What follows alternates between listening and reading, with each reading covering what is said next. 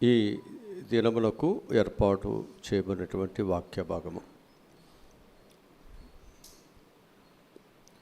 ఈ పునరుద్ధాన దినములకు ఏర్పాటు చేయబడినటువంటి వాక్య భాగము నిర్గమాకాండము 31వ అధ్యాయము మొదటి వచనము నుండి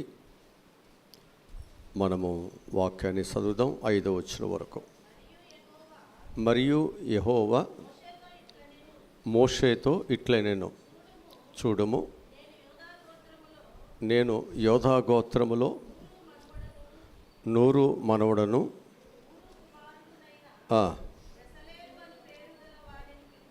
పిలిచితిని,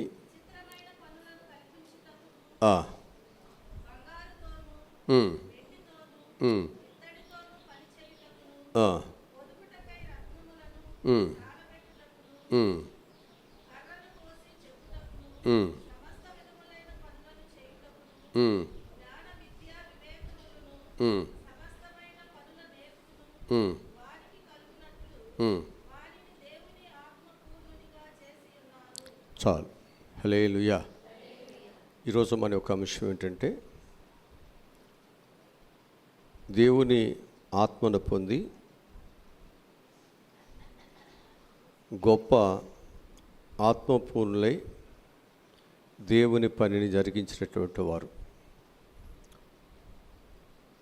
దేవుని ఆత్మను పొంది గొప్ప ఆత్మపూర్ణులై దేవుని పనిని జరిగించిన వారు. వారిని గురించి మనము వారు చేసిన కార్యాల గురించి కొన్ని విషయాలు మనం ధ్యానం చేద్దాం. ఇప్పుడు దేవుని యొక్క పని ఏదైనా మనం జరిగించాలి అంటే దానికి దేవుడు ఏం కోరుతున్నాడంటే, ఎవరు పెడితే వాళ్ళు కాదు, కానీ ఆత్మపూర్ణులైనటువంటి వారు దేవుని పరిశుద్ధమైన పరిచర్యలో ఉండాలి. ఎందుకని అంటే, నేను వారిలో నివసించినట్లు వారు నా కొరకు పరిశుద్ధ స్థలాన్ని ఏం చేయాలి? నిర్మించాలి. పరిశుద్ధ స్థలాన్ని నిర్మించాలంటే నిర్మించేటువంటి వారు కూడా ఏమై ఉండాలి? ఆత్మపూరులై పరిశుద్ధులై ఉండాలి. లేకపోతే ఏమవుతుందంటే, ఆ స్థలమును మనం పాడు చేసిన వారు అవుతాం. ఆ స్థలములో జరగవలసినటువంటి దేవుని యొక్క ఉద్దేశాలను మనం అక్కడ పాడు చేసిన వారు అవుతాం. అందుకు దేవుని యొక్క పని అనేటువంటిది జరగటానికి దేవుడు ఏం చేస్తున్నాడు అంటే, ఆత్మపూర్ణులైనటువంటి వారిని దేవుడు ఏర్పాటు చేసుకుంటున్నాడు అని మనకు వాక్యము తెలియజేస్తుంది. ఈ ఆత్మపూర్ణులు ఏమేమి చేశారు, వారి ద్వారా దేవుడు ఎలాంటి కార్యాలని దేవుని ప్రజలకు దేవుడు జరిపించుకున్నారు అనే విషయాన్ని నేను కొన్ని వాక్యాల నుండి కొంతమంది వ్యక్తులను నేను మీ ముందుకు తీసుకొస్తాను. ఒకటి మనం చూసినట్లయితే, మోషే దేవుని శక్తితో ఎర్ర సముద్రాన్ని 2 పాయలుగా చేశాడు. ఇశ్రాయేలును ఆ భయంకరమైనటువంటి ప్రమాదం నుండి విడిపించాడు.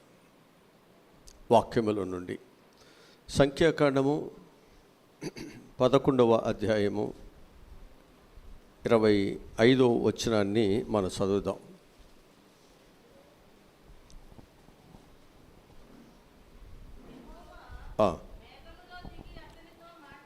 మాట్లాడి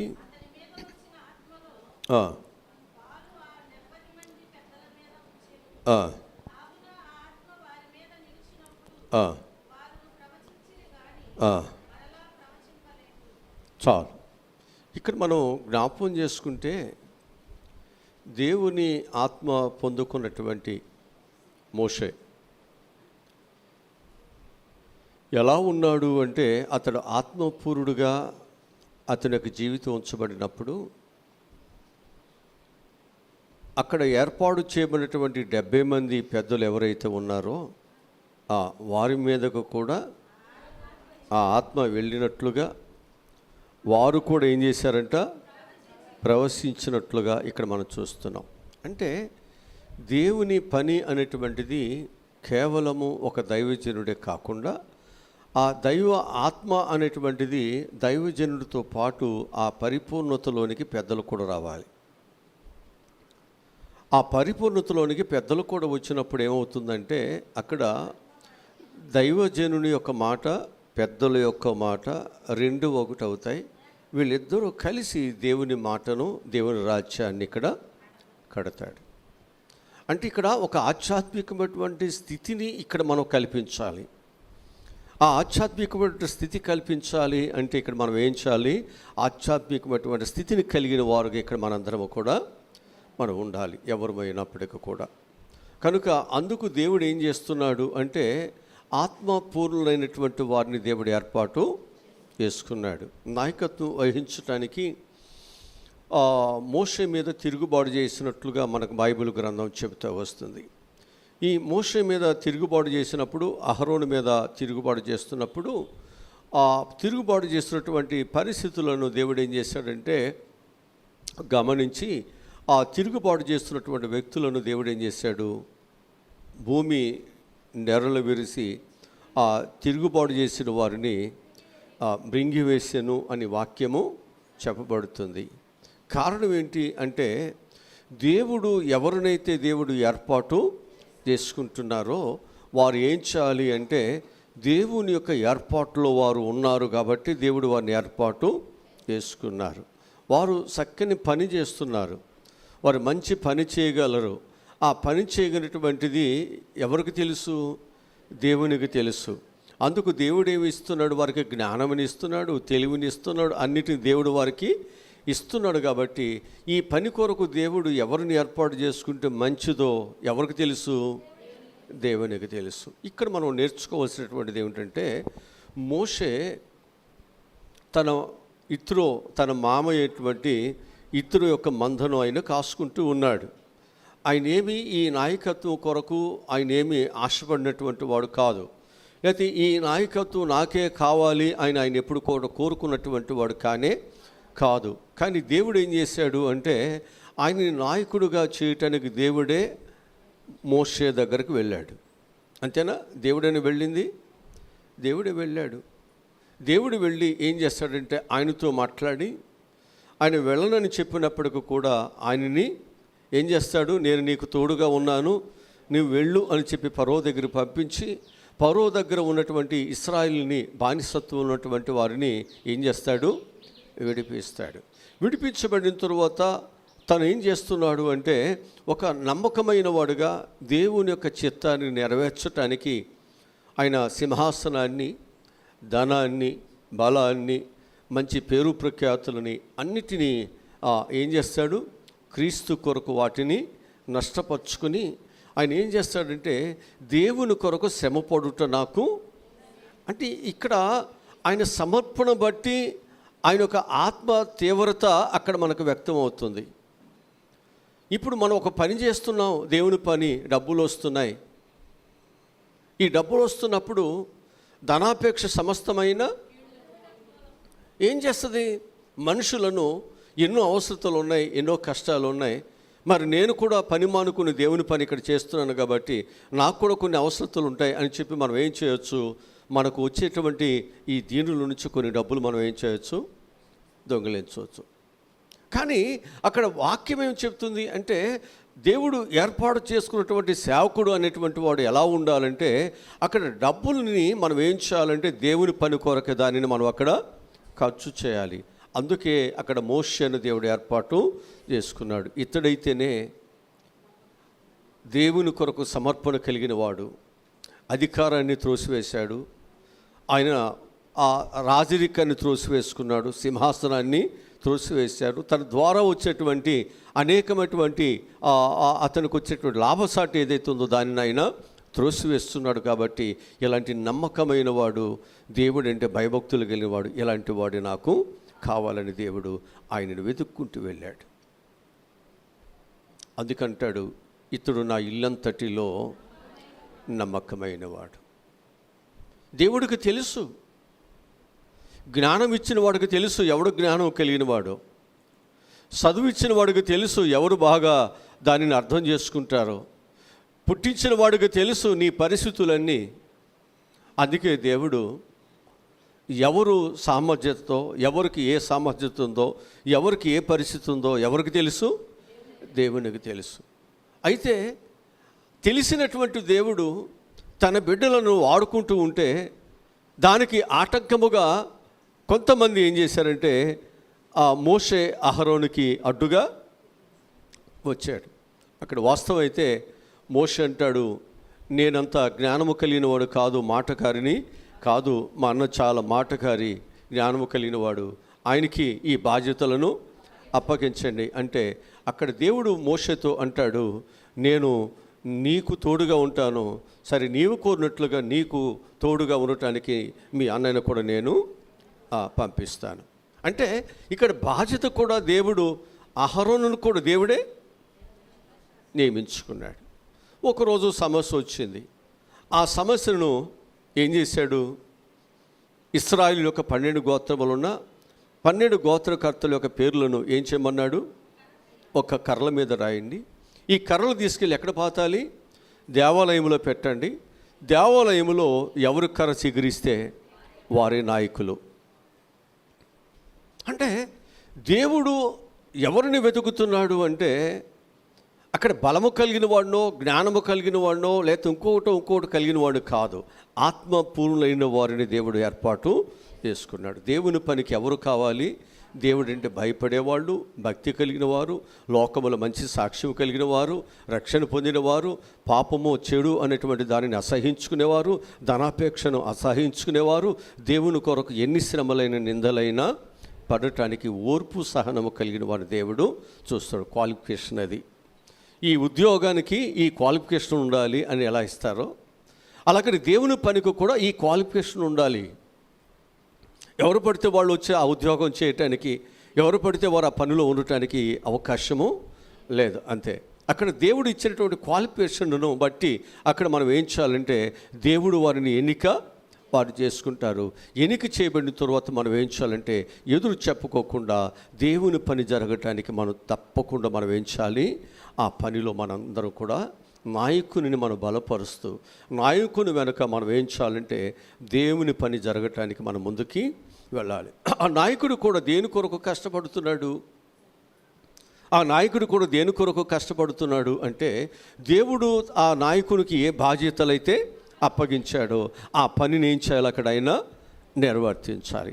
ఆ పని కొరకు తాను ఏం చేస్తున్నాడు అంటే ఎన్ని శ్రమలు పడుతున్నాడు, ఎన్ని బాధలు పడుతున్నాడు, ఎన్ని అవమానపరచబడుతున్నాడో అవన్నీ కూడా భరిస్తూ ఏం చేస్తున్నాడంటే దేవుని యొక్క చిత్తాన్ని ఆయన అక్కడ నెరవేరుస్తున్నాడు. మరి కొన్నిసార్లు మనం ఎంతో కష్టపడతాం, ఎంతో శ్రమ పడుతూ ఉంటాం. మోషే ప్రార్థనకు వెళ్ళాడు సీనాయి కొండ మీదకి. ఒకరోజు, 2 రోజులు, 3 రోజులు, సుమారు 40 రోజులు అయిపోయింది. ఈలోపుగా ఇశ్రాయేలు కింద ఏం చేశారో తెలుసండి?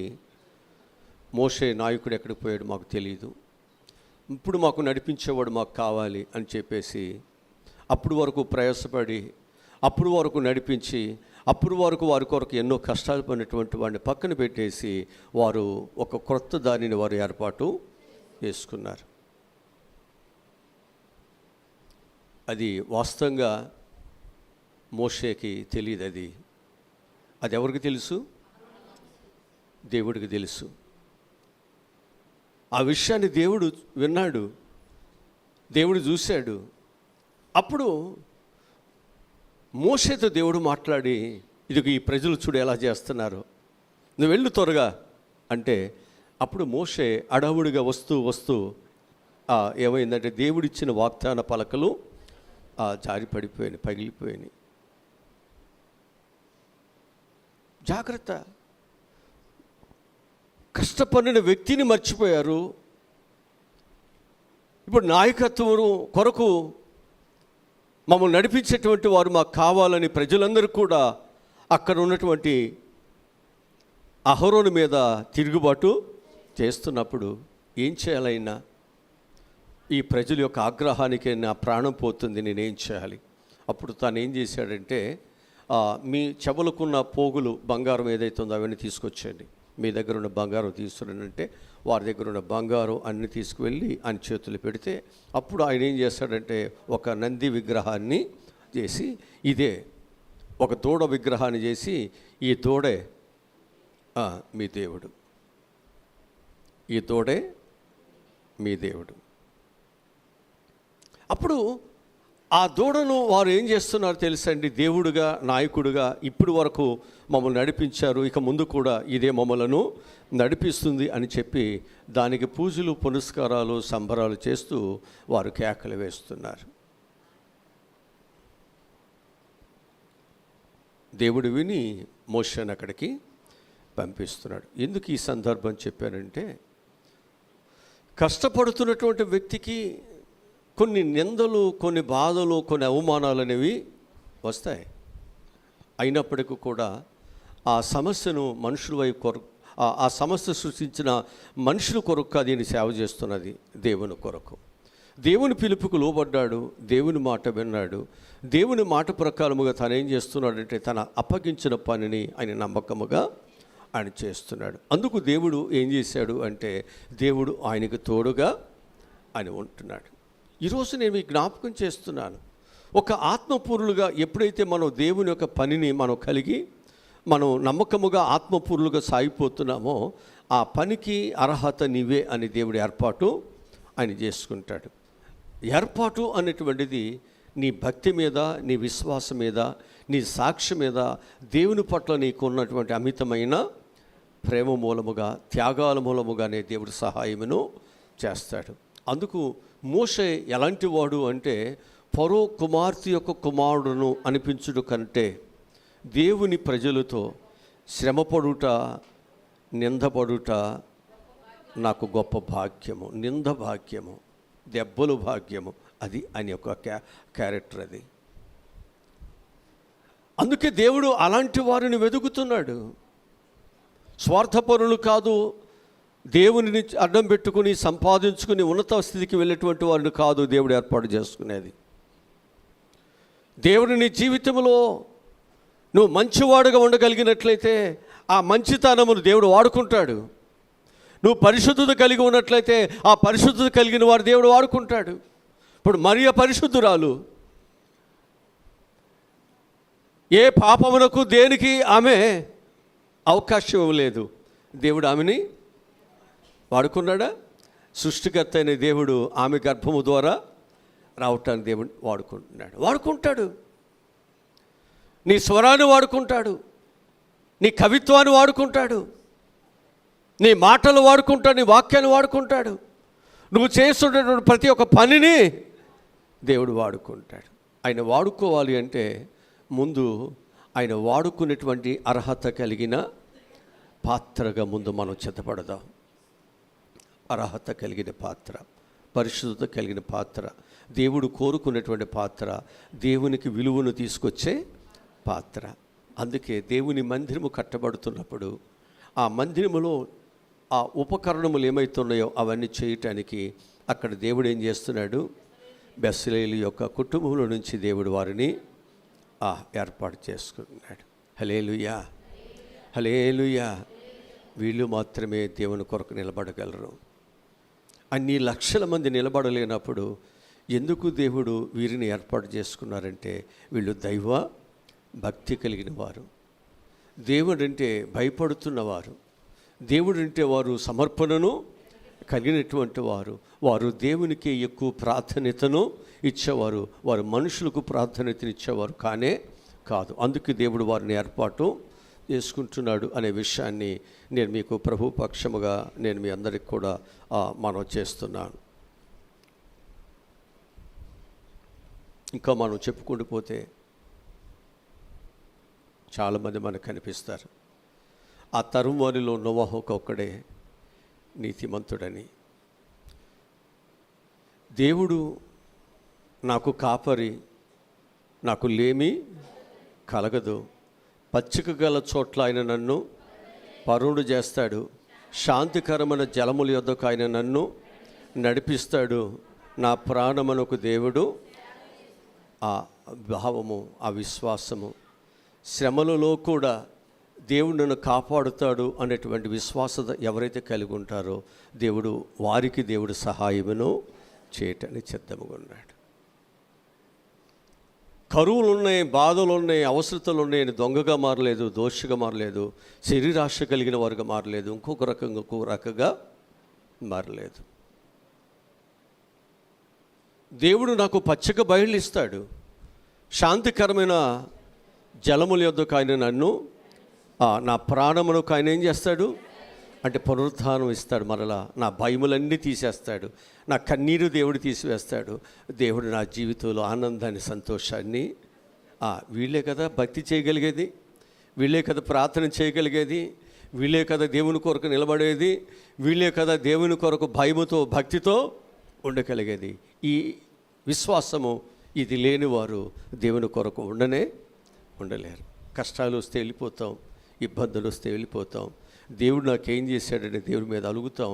దేవునికి వ్యతిరేకమైనటువంటి పరిస్థితులు మన జీవితాలు వెళ్ళిపోతాయి.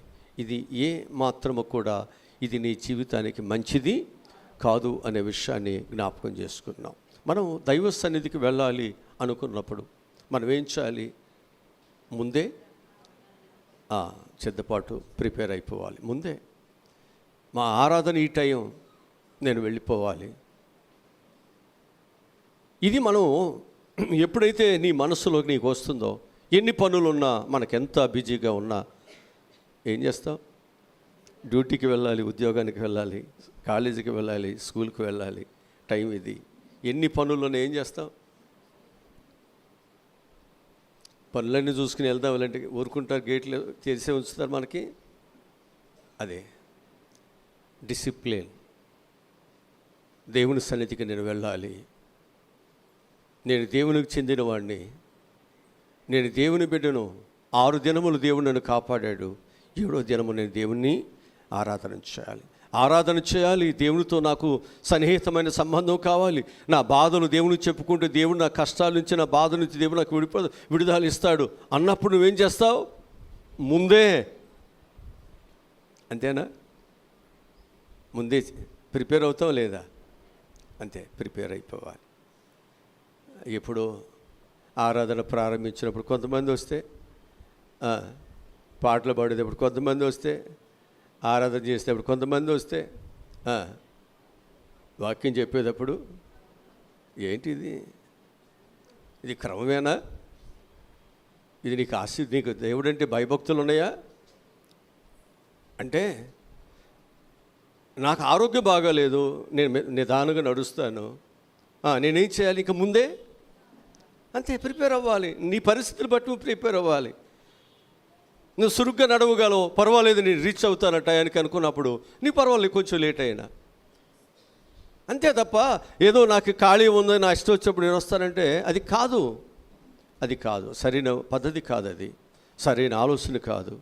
వాళ్ళు ఆత్మపూరులు, దైవానికి భయపడేవారు, దేవుడంటే విశ్వాసత కలిగిన వారు కాదు. ఎందుకని అంటే వారి ప్రవక్తన చెప్తుంది అక్కడ.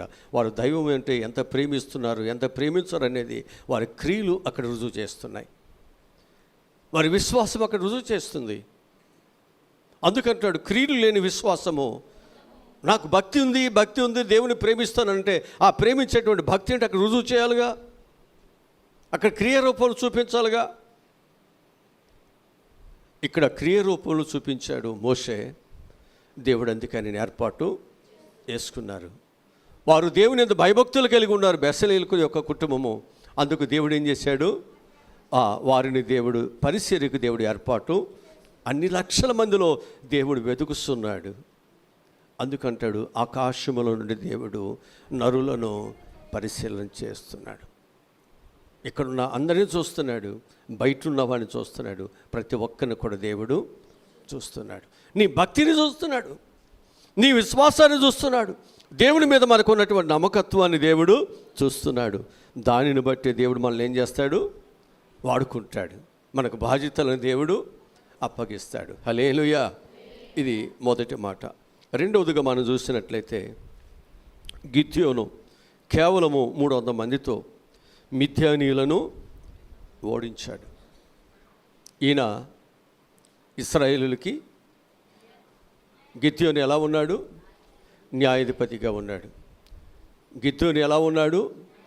న్యాయాధిపతిగా ఉన్నాడు. వాక్యముల నుండి న్యాయాధిపతుల గ్రంథం 6వ అధ్యాయం 34 వచ్చిన చదువుదాం.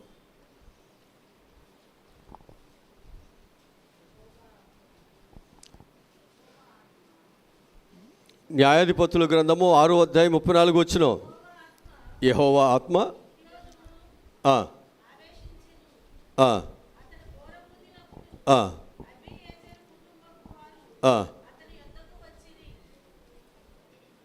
దేవుడు ఏం చేస్తున్నాడు?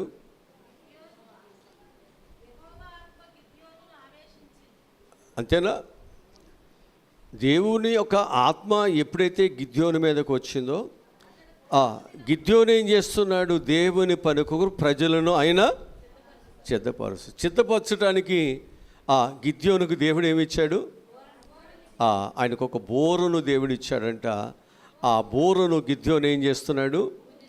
ఊదుస్తున్నాడు. హల్లెలూయా. ఆ ఊదినప్పుడు ఎవరు వచ్చారు? అతని యొద్దకు వచ్చిరి. చదవండి.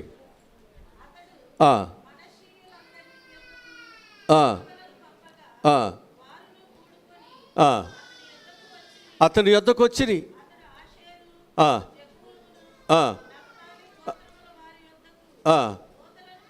పంపగా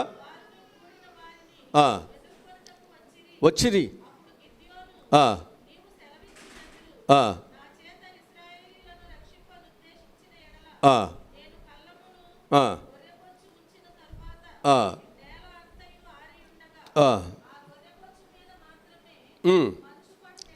చాలు. ఇక్కడ మనం జ్ఞాపకం చేసుకున్నట్లయితే దేవుడు మిద్యానీయుల యొక్క చేతుల నుండి ఇశ్రాయేలుని రక్షించటానికి దేవుడు ఎవరిని ఏర్పాటు చేసుకున్నాడు? గిద్యోను దేవుడు ఏర్పాటు చేసుకున్నాడు. గిద్యోను ఎలాంటి వాడు? ఆత్మపూరుడు. అంతే. దేవుడు చెప్పిన పని, దేవుని కొరకు ఏమి ఏర్పాటు చేయమన్నాడో ఏర్పాటు చేసేవాడు. అంతేనా? అంతే.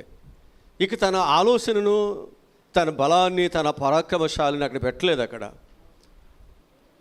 దేవుడు ఏదైతే చెబుతున్నాడో ఆ పనిని మాత్రం అక్కడ అని చేస్తున్నాడు. అంతే. మనం చేయాల్సిందే కంతే.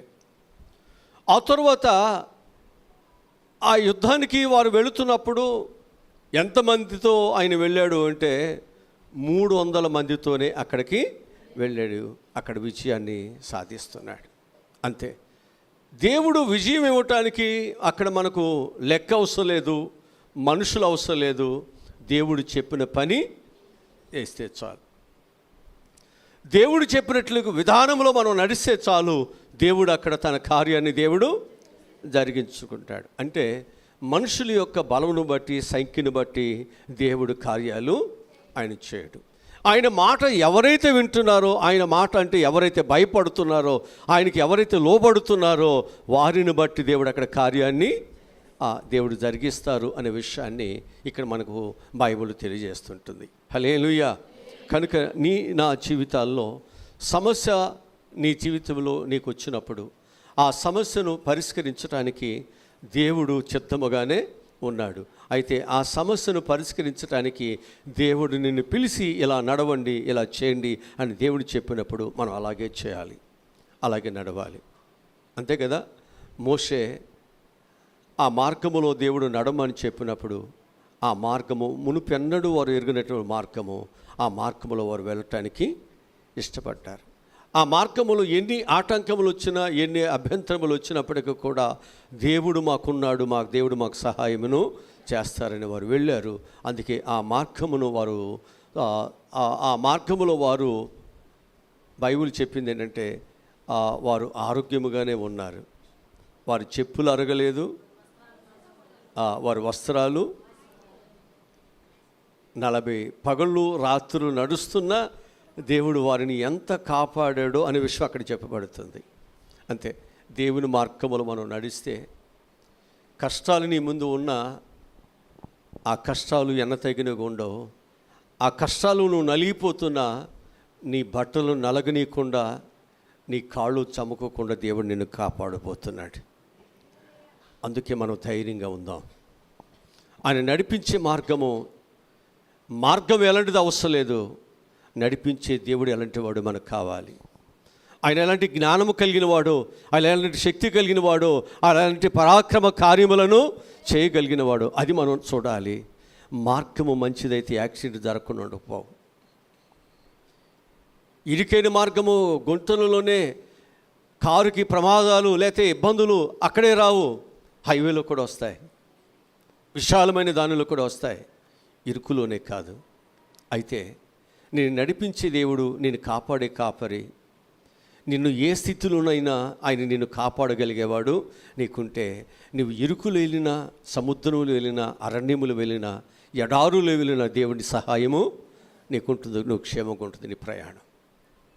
ఇక్కడ మనకు కావాల్సినటువంటిది అక్కడ ఉన్నటువంటి ఏరియానో, లేకపోతే అక్కడ ఉన్న మార్గమో, అక్కడ ఉన్న భోజనమో, అక్కడ ఉన్న ఆ పరిస్థితులు మనకు అవసరం లేదు.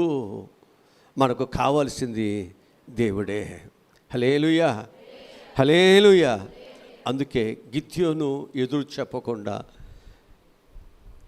ఎంతమంది అయితే వచ్చారో సంఖ్యను దేవుడు తగ్గించే కొలది ఆయన భయపడలేదు, సంఖ్యను ఆయన తగ్గించే కొలది భయపడలేదు.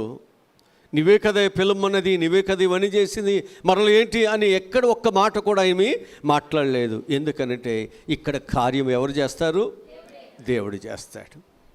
వీళ్ళెవ్వరూ లేకపోయినా దేవుడు గిద్యోను ద్వారానైన దేవుడి కార్యాన్ని దేవుడు జరిగించుకుంటాడు. అంతే. మాట వినేవాళ్ళే కావాలి, ఆత్మపూర్ణులైన వాళ్ళు కావాలి, దేవుడి కొరకు నమ్మకముగా కలిగి చక్కని సాక్ష్యాన్ని కలిగి రక్షణ మార్గములో చీకటులకు వెళ్లకుండా, లోకములోకి వెళ్ళకోకుండా భయభక్తులు కలిగిన వారే కావాలి దేవునికి. అలాంటి వారి ద్వారా దేవుడు వాడుకోబోతున్నాడు. హల్లెలూయా, హల్లెలూయా, హల్లెలూయా. వాక్యముల నుండి ఇంకా కొన్ని మాటలు మనం నేర్చుకుందాం. తర్వాత దేవుడు శాంసోను దేవుడు వాడుకుంటున్నాడు. ఎవరిని? శాంసోను భయంకరమైనటువంటి సింహాలు చీల్చాడు. గాడిద దవడ ఎముకతో 1000 మందిని ఆ ఫిలిష్తీయులను ఏం చేశాడు? సంహరించాడు. దేవుడు వాడుకుంటాడంతే. అక్కడ సర్దారులు చాలా బలమైన వారు, చాలా యుద్ధ నేర్పరు కలిగిన వారు, వారు ఎన్నో యుద్ధాలలో ఆరి తీరినటువంటి వారు. మరి ఇలాంటి వారిని ఎదుర్కోవటం అనేది అది సామాన్యమైనటువంటి విషయం కానే కాదు. అయినా దేవుడు ఏం చేశాడు? ఒక్క మనుషుని ద్వారా ఎంతమంది? 1000 మందిని కదా. అలాగని దేవుడు సింహాన్ని ఏం చేశాడు? ఆ బలమైన సింహాన్ని ఏం చేశాడు? ఆయన చీల్చేశాడా? అంతే. దేవుని అభిషేకం ఉన్నప్పుడు క్రూర మృగాలు కూడా నీ ఎదుట నిలవలేవంతే. ఏ మనుషుడుని ఎదుట నిలవలేడు. దేవుడు ఆ విధంగా దేవుడు వాడుకుంటాడు. మనకు న్యాయాధిపతుల గ్రంథములో 14వ అధ్యాయము 5-6 వచ్చిన చదువుదాం. 5-6 వచ్చిన చదువుదాం.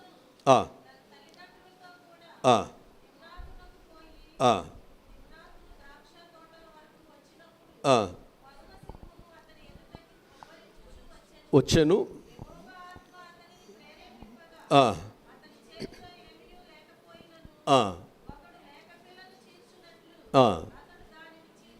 చీల్చాడా?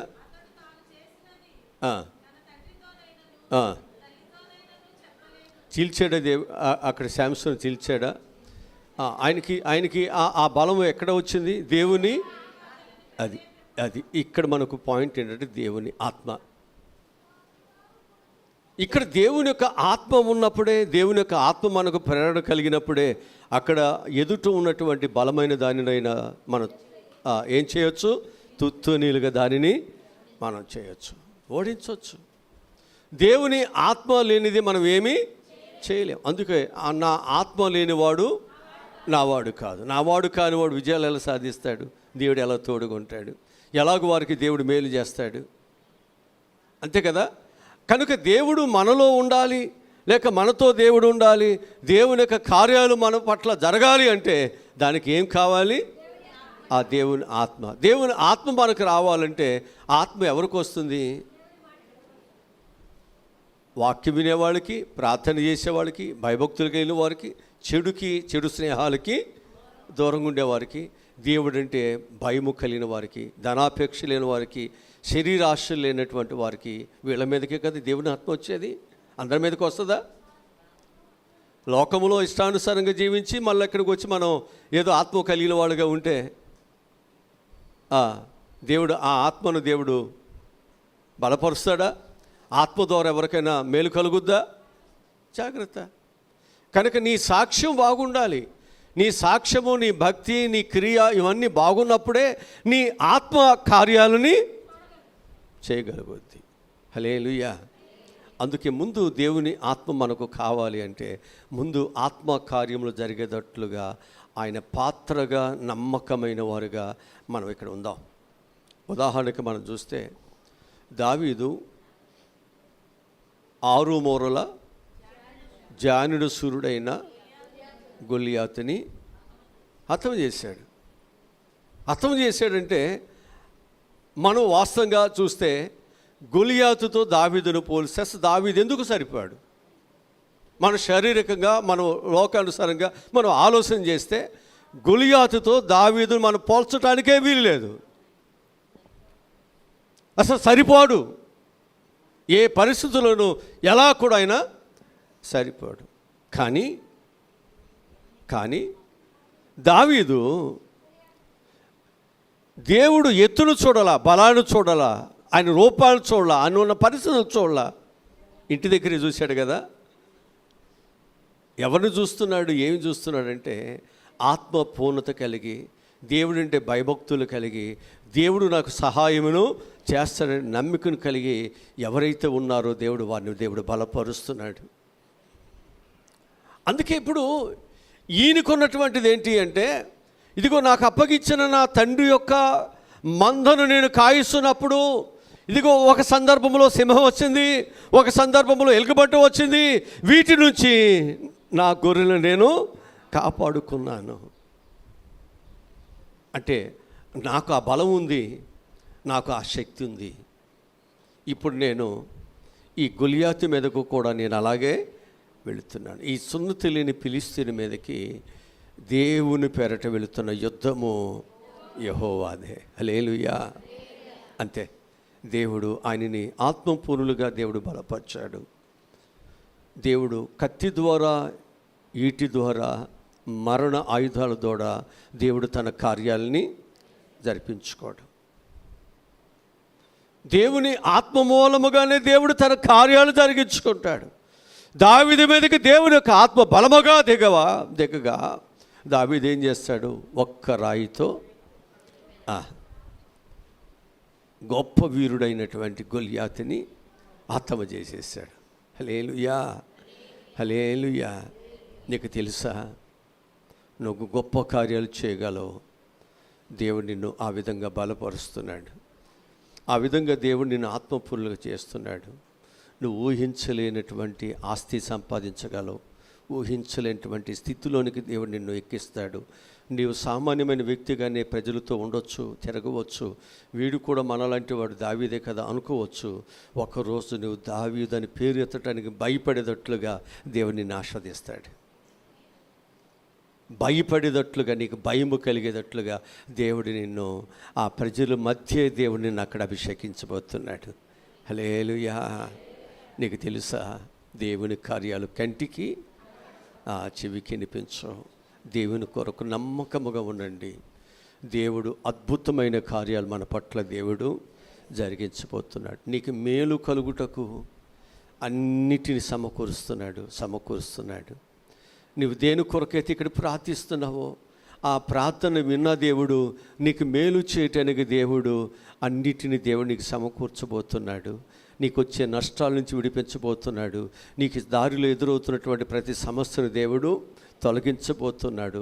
నీకు ఇంట్లో ఉన్నటువంటి ప్రతి ఇబ్బందులు అన్నిటిని దేవుడు తీసివేయబోతున్నాడు.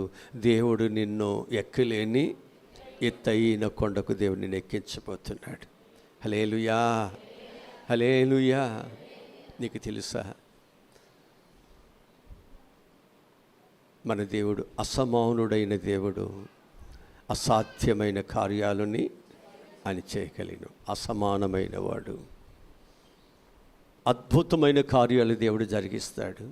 నమ్మండి, ప్రభును నమ్మండి, ప్రభు కొరకు నమ్మకముగా ఉండండి. ప్రభు పిల్లలుగా చక్కగా శిక్షణను పాటించండి. క్రమముతో చక్కగా దేవుని దగ్గరకు రండి. దేవుడు నాకేమిస్తాడు అని కాదు, కానీ నేను దేవుని కొరకు నేను ఎలా బ్రతకాలని రండి. దేవుడు నాకేమిస్తాడు అన్నవాళ్ళు రావద్దు. నేను దేవుని కొరకు ఎలా బ్రతకాలి అన్నవాళ్ళు రండి. నీకు దేవుడు నీవేమిస్తాడు అనుకున్నవే దానికంటే ఎక్కువ ఇస్తాడు. నువ్వు బ్రతికితే దేవుడి కొరకు, నువ్వు బ్రతికితే దేవుని కొరకు నమ్మకముగా బ్రతికితే, యథార్థముగా బ్రతికితే, ఆయన యథార్థవంతులకు ఆయన ఏమేలు మనతాడా? ఆయన అన్యాయస్తుడా? నువ్వు దేవుని కొరకు నమ్మకంగా ఉంటుంటే, దెబ్బలు తింటుంటే, అవమానపరచబడుతుంటే దేవుడు నిన్ను దీవించడా? దీవిస్తాడు, ఖచ్చితంగా దీవిస్తాడు. అందుకే నా నామము కొరకు నువ్వు ఎన్ని నిందలు, ఎన్ని అవమానములు నువ్వు భరించినా నువ్వు ధన్యుడివే, నువ్వు ధన్యుడివే. దేవుని కొరకు నలగొట్టబడటానికి రండి. దేవుని కొరకు త్యాగములు చేయటానికి రండి. దేవుని కొరకు సమర్పణ కలిగిన వారుగా ఈ లోకములో ఉన్నటువంటి అన్నీ కూడా పెంటతో సమానముగా ఎంచుకున్న వారుగా రండి. దేవుని ఆత్మ మిమ్మల్ని బలపరచబోతుంది. దేవుని ఆత్మను ఊహించిన దానికంటే గొప్ప ధననిధులతో దేవుడు నిన్ను సమృద్ధిగా దేవుడు దీవించబోతున్నాడు. ముందు దేవుని కొరకు పని చేయండి. పని చేయబడటానికి అర్హత కలిగిన మంచి పాత్రలుగా రిపేర్ చేసుకోండి. రిపేర్ లేకుండా ఆ కలుషితమైన దానిలో, కల్మషముతో ఉన్నటువంటి దానిలో పరిశుద్ధమైనటువంటి దేవుని యొక్క ఆ దానిని పోయిరు కదా. కడగకుండా ఏ దేనిలోనైనా మంచిదాన్ని పోస్తామా? ఏదైనా మంచిదాన్ని వేసి వండుకోగలమా? తెలుసు మనకి, కానీ మనము దేవుని దగ్గరికి వచ్చేసరికి అలా ప్రవర్తిస్తున్నాం. మంచిది కాదు అది. అందుకంటాడు కదా, ముద్ద ఏమవుతుంది? ఒక చచ్చిన ఈగ పడగా ఏమవుతుంది? అది కంపు కొడుతుందిగా. ఆ బొక్కవాని యొక్క తైలం ఏమవుతుంది అంటే అది సువాసన ఇచ్చేది. చెడు అనేటువంటిది ఒక చిన్న ఏగే పడింది, తన సువాసన ఏమైపోయింది? పోయి కంపు కొడుతుంది. ఎవరైనా కొంటారు దాన్ని? సువాసన గుంటే ఎవరైనా కొంటారు, కంపు కొట్టేది ఎవరు కొనరు. అంతే కదా. ఒక ముద్దలోనికి పులుసుని పిండి వచ్చింది, పాతదేదో వచ్చింది, ఆ ముద్ద అంత ఏమవుద్ది? జాగ్రత్త. కొత్త దానిలోనికి పాతది ఏదైతే ఉందో, శరీరాశ, లోకం ఏదైతే ఉందో అది రాకూడదే. అది రాకుండా జాగ్రత్త చూసుకోండి. ఖచ్చితంగా దేవుడు నిన్ను వాడుకుంటాడు. నిన్ను అనేకులకు ఆశీర్వాదకరముగా దేవుడు నిన్ను మారుస్తాడు. కానీ దేవుడు అన్యాయం చేయడండి. అన్యాయం మనమే చేస్తున్నాం దేవుని దగ్గర. నడుస్తూ ఉంటాం, నడవు, బ్రతుకుతూ ఉంటాం, బ్రతకము, చేస్తానంటావు, చేయవు. ఆయనకి ఇష్టంగా ఉంటానంటావు, నీకు ఇష్టంగా బ్రతుకుతున్నావు, నీ కోరికల ప్రకారం వెళుతున్నావు, నీ ఇష్టానుసారంగా నీ జీవితానికి వెళ్ళిపోతున్నావు తప్ప దేవునికి నీ జీవితం అంతటి మీద ఆయన అధికారానికి ఒప్పుకోవట్లేదు. ఒప్పుకున్నానని చెబుతున్నావు అంతే, మాటలు చెబుతున్నావు, తరువాత నీ ఇష్టానుసారంగా బ్రతుకుతున్నావు. జాగ్రత్త. అలా ఎవరు ఉండొద్దు. దేవుని ఇష్టతకు లోబడండి. ఇష్టపడిన వాడి దేవుడు ఎంత కష్టమైనా దేవుడు ఏం చేస్తాడు? వారిని మోస్తాడు, వారిని భరిస్తాడు. వారికి చెప్పులు అరిగిపోకుండా, బట్టలు మాయకుండా దేవుడు వారికి సర్వసమృద్ధి దేవుడు. ఇష్టమైన వారికి దేవుడు అంటారు కదా, ఇష్టమైన వాడు ఇంట్లో కూర్చున్నా ఎంత సంతోషమో. ఇష్టం లేనివాడు ఉమ్మూసిన ఇంట్లో కాదు, కూర్చోవడం కాదు, ఉమ్మూసిన ఒప్పుకో. అది ఇష్టతకి అయిష్టతకి అంత తేడా ఉంది. ఇష్టం లేనటువంటి వారు ఎదుట ఏదైనా ఒక మాట జారేవా, ఉందే నీ వ్యవహారం, ఇది నన్నే అంది. అలా కొడుకును కాదు, అలా కుక్కను కాదు, అలా కోడలు కాదు, వాళ్ళ మీద పెట్టి జాగ్రత్త. ఇష్టతకి అయిష్టతకి ఇంత డిఫరెన్స్ ఉంది. నువ్వు ఇష్టత కలిగి ఉన్నావంటే దేవుడు నిన్ను భరిస్తాడు, నిన్ను మోస్తాడు, నీ కొదువులన్నింటిలో దేవునికి సహాయమును చేస్తాడు. ఎంత దూరమైనా ఎన్ని ఆటంకాలు వచ్చినా దేవుడు ఆటంకాలన్నీ దేవుడు తీసేస్తాడు. ఎందుకో తెలుసా? దేవునికి ఇష్టలైన వారు ఏం చేయాలి? మంచి భోజనం తినాలి, మంచి బట్టలు కట్టుకోవాలి, మంచి స్థితిలో ఉండాలి. అంతే కదా? ఇష్టమైన కుమారుడికి తండ్రి ఏం చేశాడు? తప్పిపోయిన కుమారుడు ఇష్టత కలిగి తండ్రి దగ్గరికి వచ్చాడు. ఇష్టమైన వాడికి ఏం చేశాడు? ప్రశస్తమైన వస్త్రాలు, ఉంగరము, చెప్పులు ఇచ్చాడా లేదా? అంతే. ఇష్టమైన వాడికి మళ్ళీ దేవుడు ఇస్తాడు. దేవునికి అయిష్టంగా ఉన్న వారిని దూరంగా ఇసిరేస్తాడు. జాగ్రత్త. ఇదే 2 పాయింట్లే. అందుకంటున్నాడు, ఇష్టమైన వారు ఆత్మపూర్లుగా ఉంటారు, ఆత్మతో నడిపించబడతారు, ఆత్మతో దేవుని కార్యాలని జరిగిస్తారు. దేవునికి మాత్రమే వారు కార్యాలని జరిగిస్తారు. వారి కొరకు, వారి స్వార్థము కొరకు ఏ పని వారు చేయరు. ఒకవేళ ఆత్మపూర్లైనటువంటి వారుగా సాగుతున్నప్పుడు ఇంట్లో ఎవరైనా దొంగలుగానో లేకపోతే ఇంకొక విధంగానో తెలుసు తెలియక ఉంటే ఈ ఆత్మపూర్లు ఏం చేస్తారో తెలుసండి, అలా నువ్వు చేయటానికి వీలేదు, అలా చేస్తే నేనేమీ సహకరించను, నాకు అవసరం లేదు, ఇవి ఈ దొంగ వస్తువులు నాకు అవసరం లేదు, ఈ దొంగ డబ్బులు నాకు అవసరం లేదు, ఈ దొంగవేవి నాకు అవసరం లేదు, విసిరి పారేస్తామంతే. నాకు ఆకలి తప్పికలైనా నాకు పర్వాలేదు, నేను పేదవాడుగా దరిద్రుడుగా ఉన్నా నాకు పర్వాలేదు, నాకు ఏమీ లేకపోయినా నాకు పర్వాలేదు, నా దేవుడు కావాలి, కానీ ఇవి నాకు అవసరం లేదు. ఎప్పుడైతే ఈ సమర్పణ కలిగి, ఈ త్యాగము కలిగి ఎప్పుడైతే మనం ముందుకు వెళుతున్నామో దేవుడు నిన్ను ఎలా విడిచిపెడతాడు? నమ్మకంగా నువ్వు బ్రతుకుతున్నప్పుడు, యథార్థంగా బ్రతుకుతున్నప్పుడు దేవుడు నిన్ను విడిచిపెట్టడానికి ఆయన ఏమన్నా అన్యాయస్తుడా? కాదు. తప్పకుండా తగిన కాలములో దేవుడు ఏం చేస్తాడు? మనకి మంచిని దేవుడు ఖచ్చితంగా చేస్తాడా లేదా? హల్లెలూయా. ఇది ఎప్పుడైతే మనం నేర్చుకుందాం, ఒక్క పూట కూటి కొరకు చచ్చిపోతావో ఒక పూట, లేకపోతే ఆ ఒక్క పూట కొరకు మనం ఏదో దొంగగానో మరొకరుగానో మనం మారాలా? అవసరం లేదు. దేవుని కొరకు కడుపు కట్టుకుందాం. ఆ రోజు ఎన్ని బాధలైనా ఎన్ని కష్టాలైనా మనం భరించుదాం. దేవుడే ఆ తరువాత నీకు సహాయమును చేస్తాడు. నీ కొరకు నేను ఇలా ఉన్నాను కదా నాయనా, నీ కొరకు నేను ఇన్నిసార్లు ఉపవాసం ఉన్నాను, ఇన్నిసార్లు దెబ్బలు తిన్నాను, ఇంతమంది చేత నేను మాటలు పడ్డాను కదా నాయనా, నీవు నాకు సహాయము చేయవంటే ఆయన అన్యాయస్తుడా? ఆయన చేయకుండా మారుతాడా? ఆయన మారేవాడు కాదే. అందుకంటాడు, ఒకవేళ స్త్రీ తన పిల్లలు మర్చిపోవచ్చేమో, నేను మర్చిపోను.